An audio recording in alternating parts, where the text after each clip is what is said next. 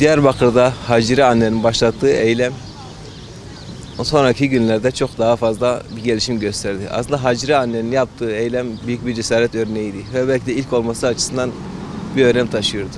Hacire annenin yaptığı bir kıvılcımı ateşlemek oldu. Sonrasında ise ister istemez toplumda evlatlarını kaybeden veya onlardan haber alamayan anneler bir nöbete başladılar. Şimdi bu anneleri anlamak gerekiyor. Bu anneler ana yüreği diye bildiğimiz bir deyimimiz var. Evladını kaybeden bir kişinin acısını ancak evladını kaybeden bir kişi bilebilir. O yüzden bu annelerin taleplerine karşılık gelmesi gerekiyor.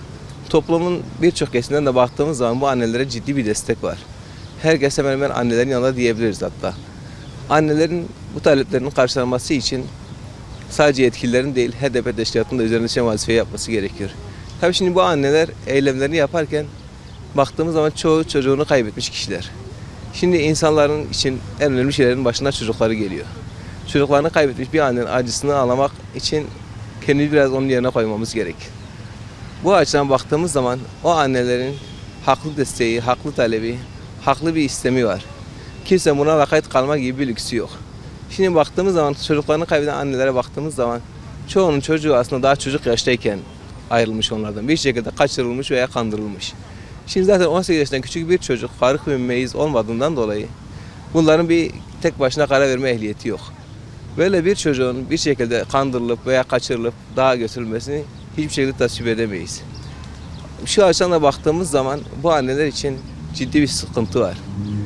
Kutsallaştırılmış hiçbir amaç insan hayatından daha değerli değildir. Bu annelerin çocukları için verdiği haklı mücadeleye tüm toplum yönünden bir destek olarak hepimiz destekliyoruz.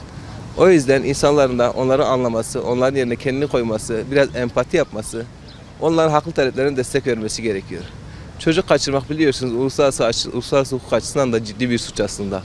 Bu açıdan da baktığımız zaman devletin çok daha fazla bu işe destek vermesi, bu insanların çocuklarını bulmasına yardım etmesi gerekiyor.